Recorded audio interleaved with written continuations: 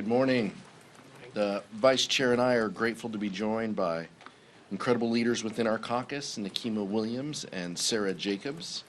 House Democrats have said from the beginning of this Congress that we will be ready to work in a bipartisan way to get things done for the American people whenever and wherever possible. But we are also going to call out extremism when it exists. And there is no greater example of Republican extremism than Trump's Project 2025. Should extreme MAGA Republicans be successful in winning the House, the Senate, and the presidency, they have created the blueprint in a 920-page roadmap that lays out exactly how they plan to govern. Under their plan, Project 2025 criminalizes abortion, hurts middle-class families to help the wealthy and well-connected, and ends Social Security as we know it. It gives Donald Trump unchecked presidential power and unparalleled control over the American people. It is both deeply troubling and deeply unpopular because of the work of House Democrats, Leader Jeffries, Whip Clark, Jared Huffman, our own Vice Chair Ted Lieu, and the leaders behind me today to put a spotlight on this dangerous plan. We know that House Republicans are in trouble because they are running scared anytime we mention Project 2025. Later today, the Steering and Policy Committee will convene a hearing of hardworking Americans who will testify about what Project 2025 would mean to them in their daily lives. Don't just take our word for it. Listen to the abortion care providers and seniors who have to ration insulin, who will courageously share their stories.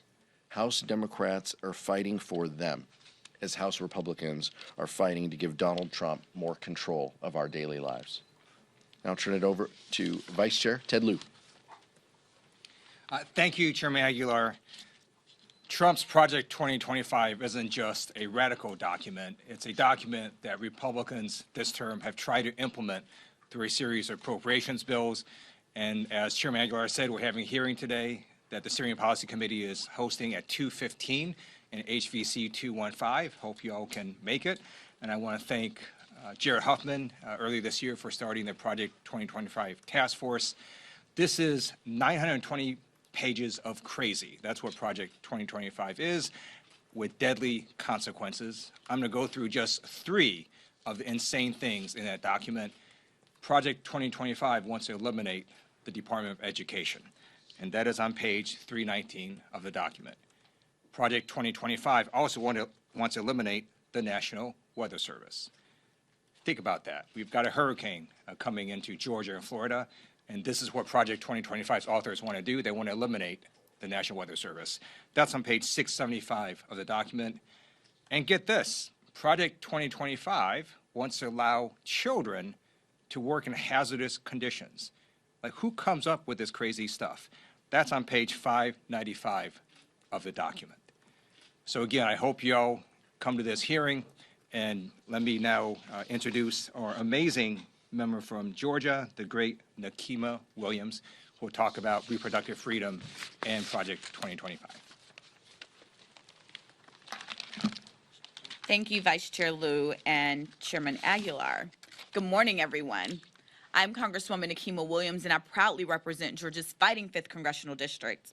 I'm a member of the Pro-Choice Caucus and Vice Chair of the Democratic Women's Caucus. But y'all, before I came to Congress, I served as the VP of Public Policy at Planned Parenthood Southeast for 10 years. I will always carry with me the stories that I heard from people we served on the front lines, just about how hard they had to fight to get the essential abortion care that they needed and deserved. This was long before the overturning of Roe v. Wade that was orchestrated by Donald Trump and his Republican Party. We're seeing the deadly result of abortion bans in Georgia and around the country. Just last week, ProPublica reported on the deaths of 2 Georgia women, Candy Miller and Amber Thurman, who died because they couldn't receive the care that they desperately needed. Let me say that again. Candy Miller and Amber Thurman died because of Georgia's inhumane abortion ban that was ushered in by Donald Trump and his MAGA Republicans. These were preventable deaths. As a mama I'm heartbroken, and as a Georgian, as an elected official, I'm pissed, y'all, because it doesn't have to be this way. These were policy decisions. But let me be clear, it could get even worse. Trump's Project 2025 would lead to more heartbreak and more preventable deaths. Project 2025 would ban abortion nationwide, criminalizing patients and doctors, making it impossible for people to get the care that they need. Abortion is essential health care. 1 in 4 women will access abortion care at some point in their lives. And that's not 1 in 4 Democratic women, not 1 in 4 Republican or independent women. That's someone you know, someone you love, someone you go to church with, someone you grew up with, someone in your family. 1 in 4 women, y'all. I will continue to fight alongside House Democrats to protect reproductive freedom in the face of extreme Republican abortion bans and the looming threat of Trump's Project 2025, which will ban abortion nationwide. We will restore the reproductive freedom that Trump and House Republicans brag about taking away, and we will ensure that every person can get the care that they need. Thank you so much, and I'll now turn it over to another co-conspirator for justice in our caucus, Congresswoman Sarah Jacobs. Thank you. Well, thank you, Chairman Aguilar, Vice Chair Liu, Nikema, for really highlighting the stakes here. So I've spent the past few months traveling the country, talking to young people, college students, women.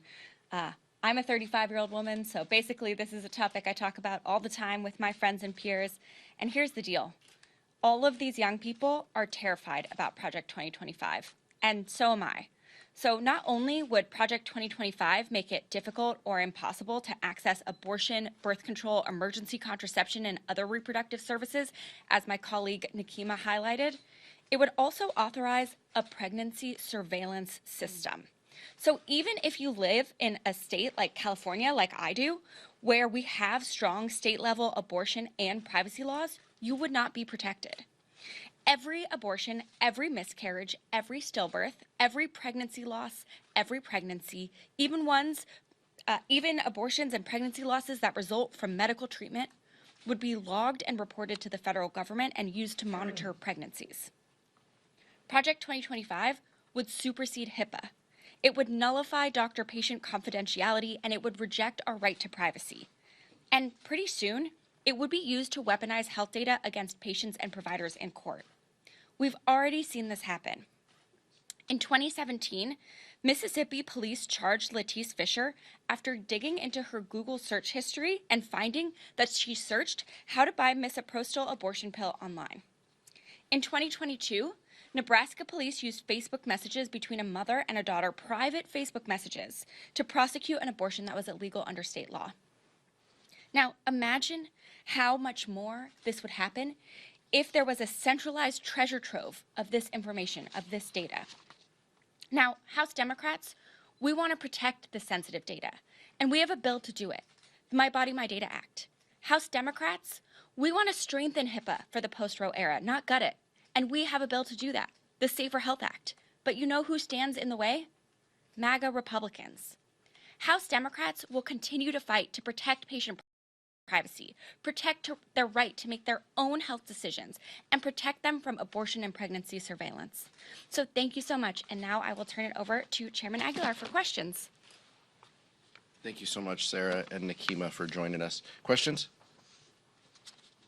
Rick?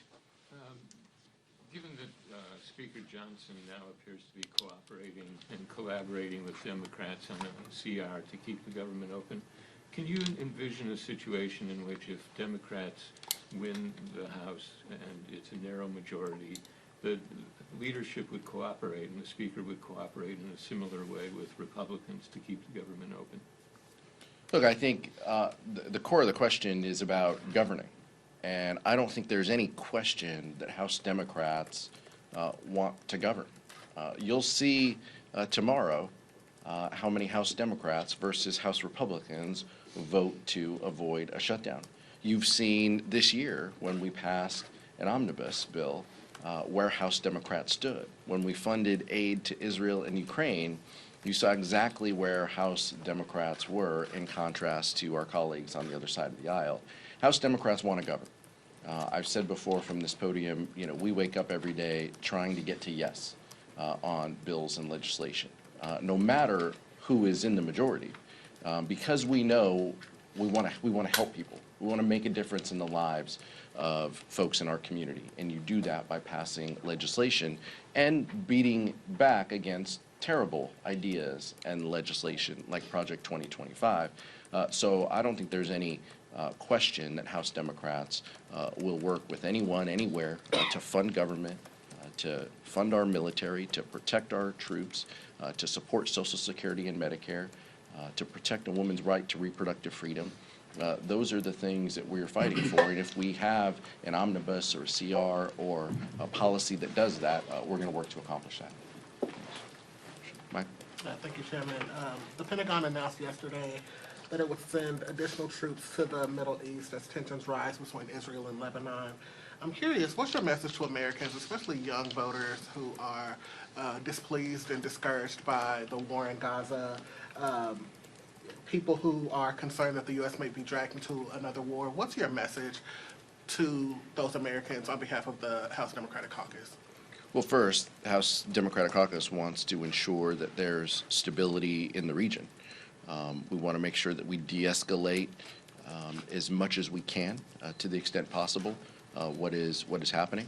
I've also said from this podium that Israel has a right to defend itself. Hezbollah is indicated that they want the destruction of the state of Israel.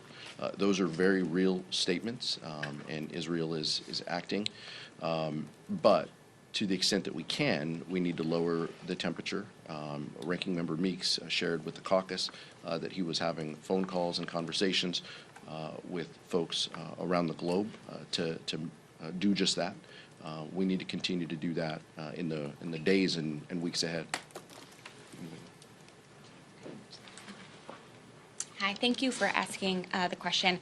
I represent San Diego, the largest military community in the country, and I'm the youngest Jewish member of Congress, so this is an issue I am following very closely and think about a lot. I think the most important thing is to continue working towards making sure we get to a ceasefire deal that will get the hostages home and will save and protect the people's lives in Gaza. And we know that that ceasefire deal that the Biden administration has been working day in and day out to trying to get done is the key to de-escalating tensions in the rest of the region. Nick? I want to ask about the statement that leadership put out a couple days ago about Congresswoman Tlaib. What prompted leadership to issue that particular statement, and what is the threshold for when leadership will come out and defend a specific member?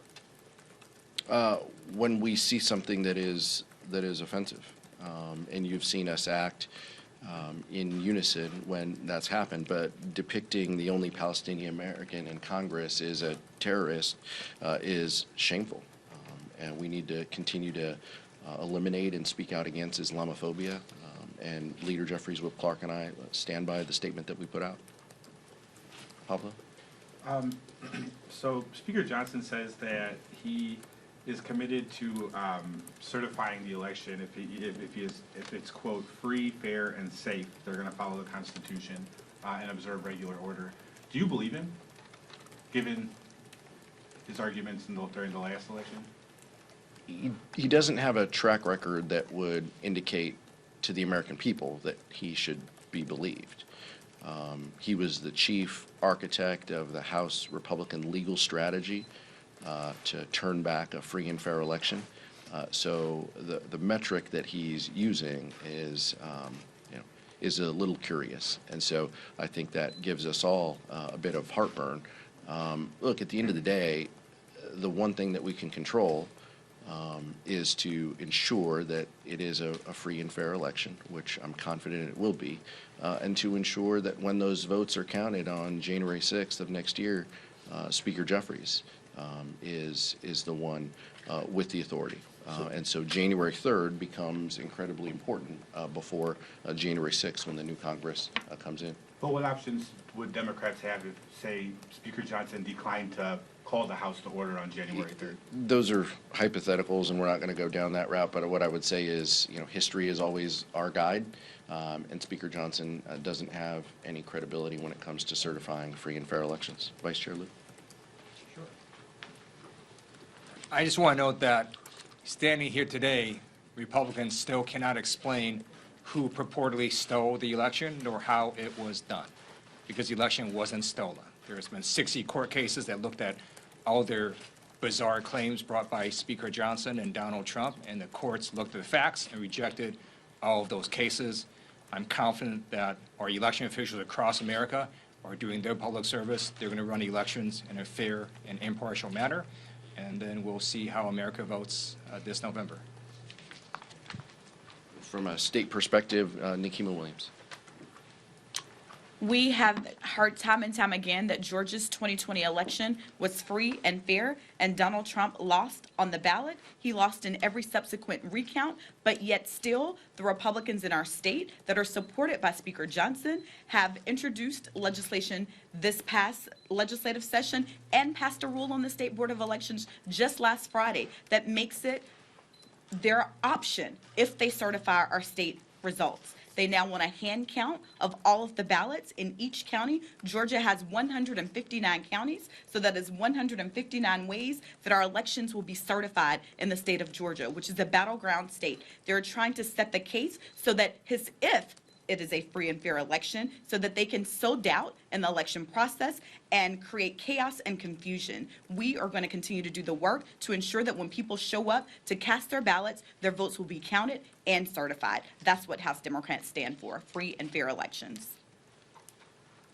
Question? Emily? I actually wanted to ask this one for Vice Chair Liu about AI. I know it's obviously a big topic that you're interested in. I know that we've heard some comments recently from Leader Scalise as well as Speaker Johnson about them wanting to really limit what the House and what Congress does in terms of AI. And I wanted to see if you kind of thought that their approach that, most regulation is already out there, Congress doesn't need to do too much, is the right one.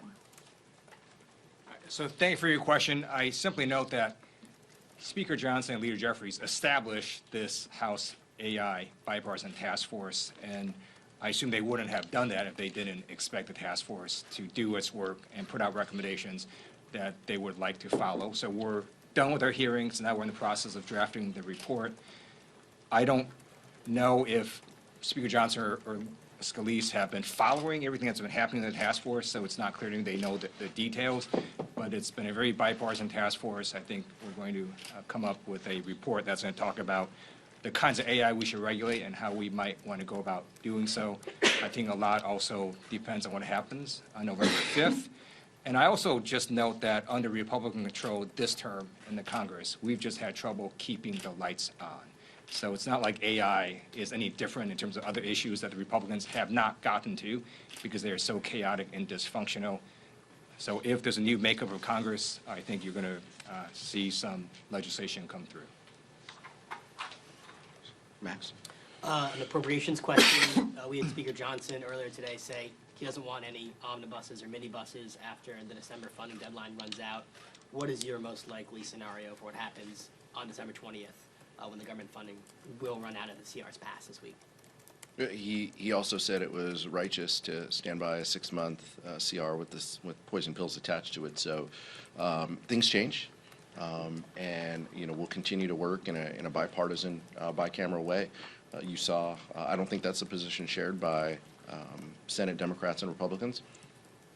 We'll get through the politics of November and the politics of leadership elections, and then we'll go from there. But our responsibility is to fund government and to make sure that we're doing right by our constituents, and we'll do that. The report regarding Congressman D'Esposito in New York, any reaction to that? I don't. Right.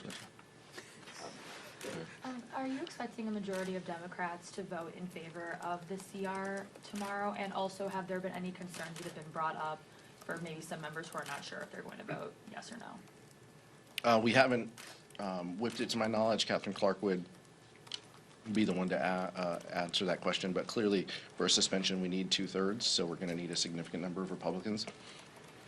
Our belief is that by Speaker Johnson doing this, that he has the Republicans to pass the bill.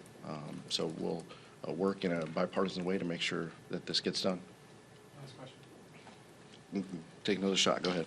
Different one, this one on the Foreign Affairs Committee, they're currently marking up a resolution of contempt against Secretary Blinken. You think that they've worked in good faith up to this point to get him to come and testify? I'll ask Sarah to clean up all the things that I don't mention here. But Secretary Blinken has been collaborative. He's shared documents. He's made his staff available. The times at which the committee has asked him to come forward, he has been negotiating a ceasefire deal, or today, supporting the president and having bilateral and multilateral meetings as part of the UN General Assembly. So not exactly good faith by asking him to come and testify today. So we don't feel that this is a warranted step, but I'll let Sarah talk about the specifics. Yeah, look, the House Foreign Affairs Democrats understand that this is a purely political effort to hold Secretary Blinken in contempt. After their partisan investigation cherry-picked misleading report, they're now seeking to continue the political theater and trying to turn it into an election issue. Secretary Blinken has already and clearly communicated that he's willing to testify. He's engaged today doing his job in a series of critical meetings at the UN General Assembly in New York, including debating Russian and Chinese foreign ministers at the UN Security Council to counter their narratives on Russia's unjust war in Ukraine, hosting a meeting of the Global Coalition on Synthetic Drugs to lead the global fight against fentanyl. He's meeting with the UN Secretary General during a time of unprecedented refugee crises and conflicts, and he's securing financial commitments for the Lobito Corridor in Africa to counter China's Belt and Road Initiative. But Republicans are baselessly accusing him of obstruction despite his full cooperation with the committee's investigation, and they're rushing to hold him in contempt despite multiple efforts made on his behalf to find a compromise. So I think it's clear that the timing of these proceedings is entirely political. It's not about accountability. And to me, as a member of the House Foreign Affairs Committee and someone who's worked at the State Department and the UN and knows the very real issues that we're facing, and as the representative of the largest military community in the country who knows the cost of this war better than most, using Congress's power in order to just be obstructionist and political, to me, is pretty shameful. Thank you, folks. Thank you.